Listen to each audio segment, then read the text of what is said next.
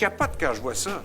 Combien on a de membres, de préposés aux bénéficiaires, de personnes, même du personnel administratif qui ont été exposés, qui sont morts de la COVID depuis 1 an? Puis on dirait que ça passe comme ça. Et c'est pas rien, là. Ils sont morts au travail. Ils sont morts au travail, exposés au travail. Ils savent que c'est risqué, puis ils continuent à y être. Mais atteindre...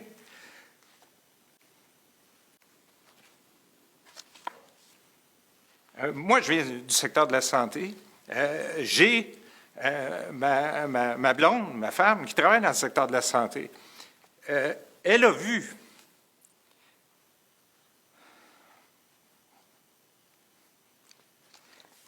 vu des gens mourir dans pas des bonnes conditions. Cette pandémie-là, elle est difficile. Nos gens ont vécu des traumatismes. Et si on sous-estime ça, ça va laisser des séquelles pour longtemps. Mais ces gens-là sont retournés au travail. Moi, ma femme a aussi attrapé la COVID. Et pas de seule. Il y en a des milliers qui ont attrapé la COVID. Puis elle est retournée au travail. Ça, c'est du courage. Et c'est pas reconnu. Et ça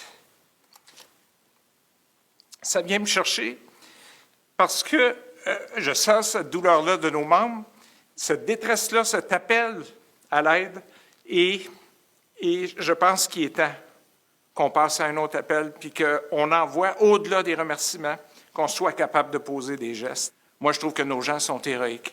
Quand on sait les conditions de travail, quand on sait en plus qu'on est dernier de classe au niveau des conditions, dans bien des cas, puis qu'on ne soit pas capable de corriger le tir.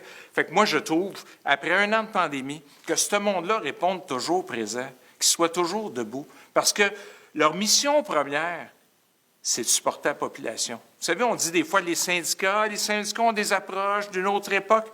C'est drôle, hein?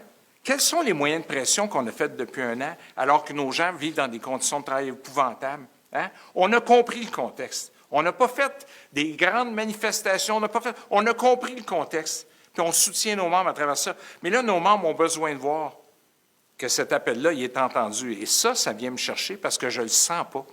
Je ne sens pas qu'il y a cette sensibilité-là. Aux tables de négociation, actuellement, on négocie comme...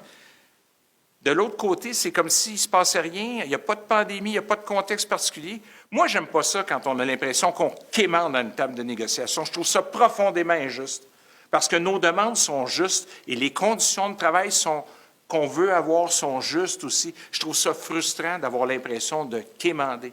Je disais des exemples de psychologues que vraiment tout d'un coup va chercher au privé à 100 $ de l'heure. L'argent est là pour ça. L'argent est là pour ça. Parce que ça fait qu'on n'est pas foutu de payer comme il faut notre monde. Puis que là, quand notre monde va penser s'en aller. Moi, je trouve ça dramatique quand je vois des jeunes qui commencent en santé et en éducation, puis qu'après 2 ans puis 3 ans, ils s'en vont.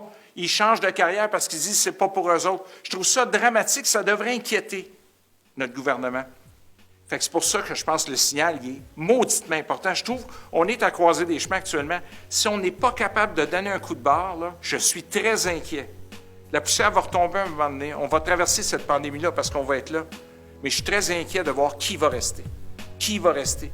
Parce qu'il faut être capable d'attirer du monde aussi dans des secteurs qui sont difficiles. Fait que la reconnaissance, elle est tout ça. Elle est tout ça. Et elle est toute simple aussi.